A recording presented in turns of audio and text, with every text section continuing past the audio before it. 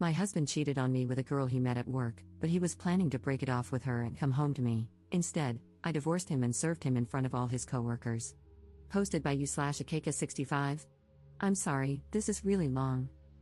Backstory: I, 59F, was married to my now ex, 57M, we'll call him Ed, for 10 years, together for 13, but originally met him 40 years ago as teenagers. He was in my circle of friends, but we never dated. We used to live in Florida, but when I was 19, I moved back to Michigan, where I am originally from. 27 years later, I went back to the city in Florida where I used to live to visit friends. I ran into Ed while on vacation, and we began talking on the phone daily. 3 months later, he left Florida and moved in with me. 3 years later, we were married. Not my first, but his first. We had our ups and downs, but mainly, we got along fine and didn't argue much.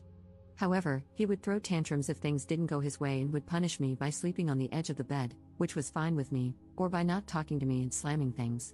2 years into our marriage, things went horribly wrong when he got into illicit substances.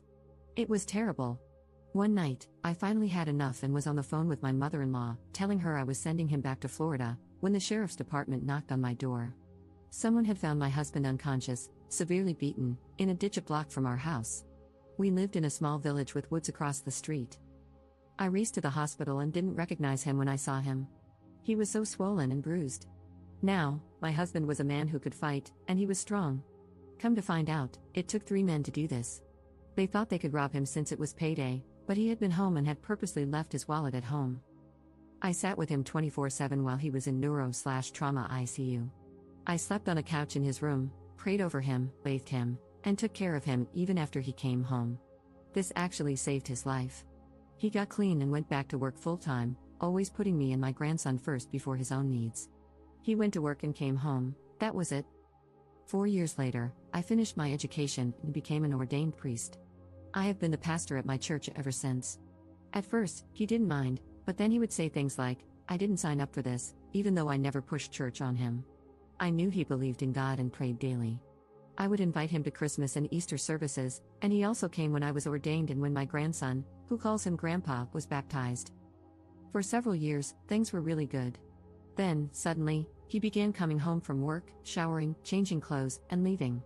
At first, he said it was to watch whatever sports were playing on TV because we didn't have live TV. Then he told me he'd be back whenever he got back. After a while, things went back to how they were. We laughed a lot, joked around, and I began getting the usual kiss goodbye before he left for work. One night, he had done his laundry like he always did, and I talked to him while he was folding it. He never wanted me to do his laundry, so that wasn't new. We ended the night laughing as he tried on old clothes. The next morning, I woke up and went out to the living room to ask what time he had to be at work, but he was gone. I assumed he had to be there early. I walked back into the bedroom and saw his keys on the bed, which made me wonder why he would walk to work on such a cold day. It was December 1st. I started leaving the bedroom again and noticed his laundry basket was missing. I went to the laundry room, and it wasn't there. I went back into the bedroom and saw that his closet was empty. I called him to see where he was and asked if he had moved out, and of course, his answer was yes. Come to find out, he had met a woman at his job who worked for one of those shopping apps where people buy and deliver groceries. He worked for a large grocery store chain. He had moved in with her. Over the next 6 months, he called almost daily and would say things like, "Our marriage will survive this, just give me time." He even told me he would be mad if I started dating. During one of our phone calls, he told me he wasn't happy with her and was going down to Florida to visit family. He said he wanted to come back to me when he returned to Michigan. The plan was this: he would pack things he couldn't live without but leave some things at his new girlfriend's house to make her think he was coming back to her. He planned on giving his 2-week notice while in Florida and looking for another job when he returned. By this time, I knew I didn't want him back. I found my self-worth again and had made new friends with neighbors once he was gone. Come to find out, nobody liked him. Even the women at the gas station across the street told me how he flirted with them when he came in. Even an elder at my church found out he was cheating but didn't tell me because she didn't want to hurt me. So, I went to the courthouse, got a divorce package, and filled out all the paperwork. Where I live, I was able to serve him myself. I decided that since he chose to end our marriage while working at the store, I would officially end it there. The day before he was supposed to fly to Florida, I made sure I looked really good, new hairstyle, makeup, and a gorgeous outfit. I went to his job, found him, and handed him the divorce papers. I told him he was wrong. Our marriage wasn't surviving this. You should have seen his face. He was actually upset, with tears in his eyes, and for a moment, I felt bad. Then I reminded myself of what he had done to me. He didn't just leave me in the middle of the night, he also stopped talking to and spending time with my grandson, who thought Grandpa was the greatest. He left me in a house I couldn't afford without him, and I would have been homeless if my church hadn't paid for an apartment. He told me women were stupid. He actually thought he could come home as if nothing had happened. That was one thing he said to me on the phone because I never brought up the past. Last week, 6 months after our divorce was final, my car was repossessed. When we were together, he got 2 loans, and I agreed to use my SUV as collateral because I never pictured my life without him. He stopped paying on his loans, so they took my car. I wasn't notified because they sent him the letters. They wanted me to pay off his loans to get it back. I burst out laughing and said that would never happen. So, my question is, was I the jerk for serving him the way I did? Relevant comments. Commenter. Not the jerk for serving him. My only question is, why did it take you so long? Ops response. I felt broken at first. Then my niece passed away. Then my own health fell apart, and I was in the hospital for 31 days, so I had to build my strength back up. Also, I didn't want to tell my congregation that I was getting a divorce, but mainly, it was my health. Commenter 2. Truly, there's not enough bad stuff that can happen to this human vermin. Did he violate any court orders when he defaulted on the 2 loans and caused the repossession? By the way, your grandson is best served by having no contact with this Jekyll/Hyde persona. Ops response. Unfortunately, no, he didn't. I had forgotten about the loans when I filed for divorce. We always had separate accounts. What made me mad was when I called our credit union about my car being gone, and they got rude and told me they had sent a letter to my church. They didn't know I am the pastor. I said, I am the pastor, and all of the mail gets put on my desk. There was never a letter. That was last Monday. Then, on Wednesday, a letter from the credit union came stating my car was going to be taken. They mailed it to me the same day I called, 2 days after the car was taken. I'm not inconvenienced without a car. My daughter and grandson moved in with me, and we share her car now. Commenter 3.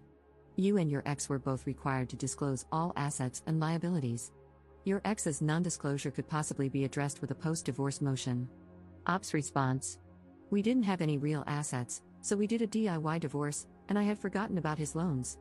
My friend, who is a judge, said that whatever he left behind when he left, he forfeited. I did give him things after he left that I knew he had forgotten to take. I packed them and set them on the porch. Update 10 days later. Thank you for the comments and support. Here's a reminder of what happened. My now ex-husband got a loan while we were married and used my car as collateral.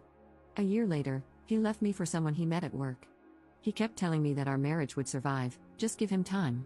He ended up not being happy with her and planned to come back to me after visiting his family out of state. His plan was to leave without telling his girlfriend, only packing what he couldn't live without. He intended to return home to me when he came back. The day before he left to visit his family, I served him with divorce papers.